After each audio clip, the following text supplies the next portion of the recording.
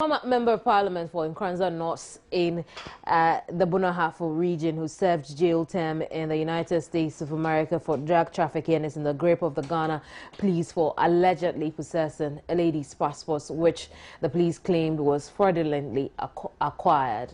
Amoateng touched down in Ghana around 2:40 p.m. Thursday after serving a 10-year jail term in U.S. prisons, having been found guilty of drug trafficking. Just when he arrived, he was picked up and escorted to the offices of the NACOP officials for a debriefing session. Now, here's a news desk report. Amoateng is being investigated for obtaining fraudulent passport while inside his U.S. jail. The former legislator is said to have done this with the connivance of some officers at the passport office here in Ghana to circumvent the rigorous biometric data system. Amoateng was escorted to the offices of the Narcotic Controls Board located behind Opebia House in Accra near airport in an ambulance yesterday for a debriefing session in a specialized operation carried out by the state security apparatus. The man was whisked away, disguised as a medical emergency, through Gate 3, the only entry point to the tarmac where the vehicle had been awaiting ahead of his arrival by the American airliner Delta Airlines. Checks by Joy News indicate that investigations have been commenced into a fresh criminal case relating to Mr. Amoateng's acquisition of a valid Ghanaian passport number H234780 issued in Accra on February 23, 2009. Mr. Amoateng was in prison at the time the passport he is traveling with was issued and could therefore not have been available at the time to apply for and be issued with a passport. Well, analysts are saying that assuming it was applied on his behalf, the question would arise as to how the passport form was acquired and completed, given that there is a requirement for a signature and thumbprint, as the case was with regard to the old passport form. Preliminary checks at the passport office reveals that the passport number 11234780 was issued to a young lady by name Barbara Inkum.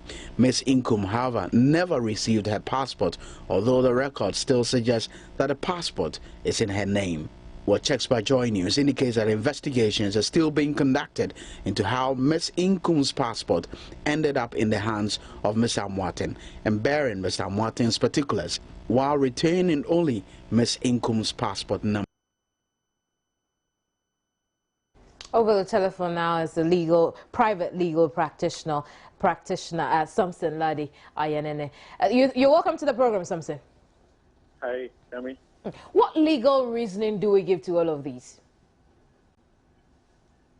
Well, first of all, you may have heard me say yesterday that I was surprised that he was being taken to the VIP lounge at the Kotoka International Airport when he touched down to go through a process we were told was supposed to be a debrief session.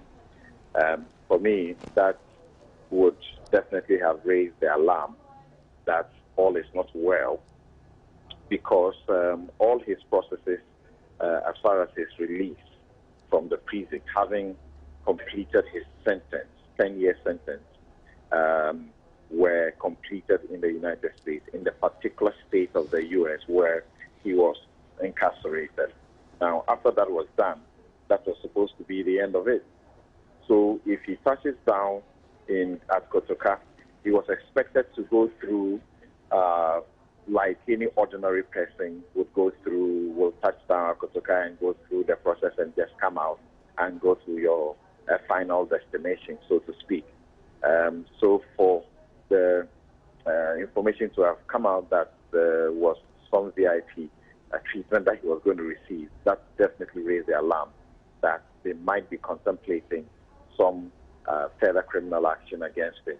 It is perfectly within the law to look at if there is suspicion and there is grounds for it that he has committed some other crime other than the one that he was convicted, he was tried and convicted and sentenced, then the authorities in this country are well within the law to charge him with those crimes and subsequently go through a process of trial and see whether he's successful or he's not. So that is perfectly within the law. What the law does not allow is what we call the principle against double jeopardy, saying that you cannot try the man twice on the same issue. I see. Now, reports suggest that he may be in the custody of the security operatives because of passport-related fraud. Now, the question is, what are the processes in deporting an ex-convict from another country into his home country? Oh, that's what I just said earlier. It's very simple. You are in the country, in the United States. They do not need your presence there anymore. It's very simple. They put you on the next flight, and you touch down in Ghana. You have no way of getting back into that country. End of story. It's very ordinary, simple process. I was asking because of the issue of the passport fraud. If it is that simple, where does the issue of passport fit in here? Oh, why? If the authorities have a suspicion that he has a problem with his passport, they have every right to go into it. They have every right to go into it. And I would suspect that in that regard, the questions to look at will be whether will be rather questions of forgery and not fraud, so to speak. And if you talk about forging, our criminal laws provide for it when the forgery is a forgery of judicial or official documents, then that is second-degree felony. That can attract quite a good number of years or a long term of sentence. But if it is a question of what the law also realizes or recognizes and deems as forging of other documents, then that is a question of a misdemeanor according to the law, and the misdemeanor will just attract just a couple of months, maybe 3, 6 months, or maybe maximum of 12 months, so to speak.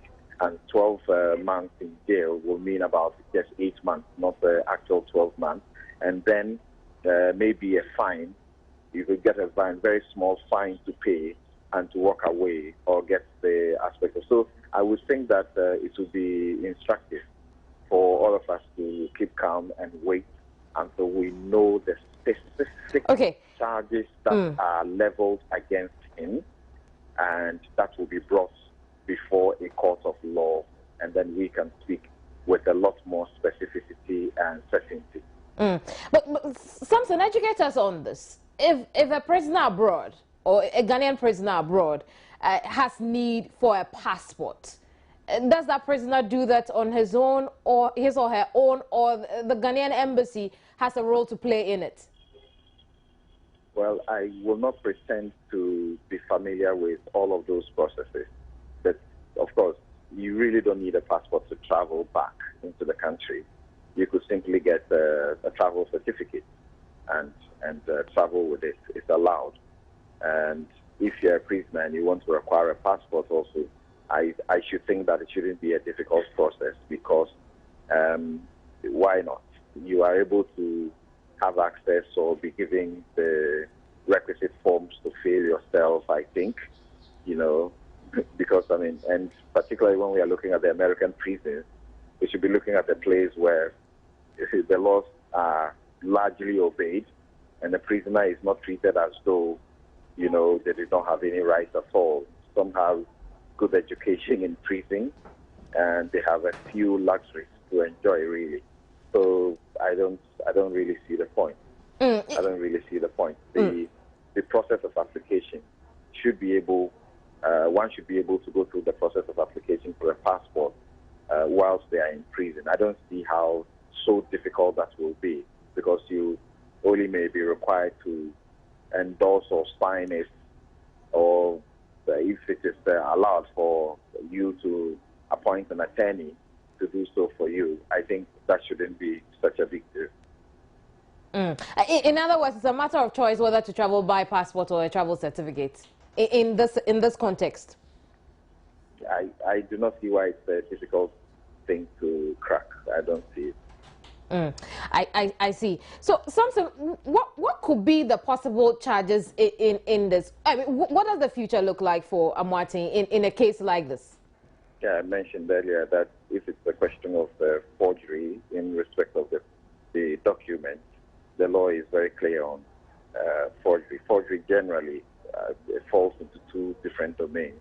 And the first one is forging of a judicial or official document. If you are found guilty of forging a judicial or official document, you are, it's a crime, it's a felony, it's a second-degree felony. And as I stated earlier, that would mean quite a substantial number of years that you may have to face in jail. And if it is not that one, but it's the head of forgery, which falls under forging of other documents, then it's a misdemeanor. And misdemeanor means it's some small crime.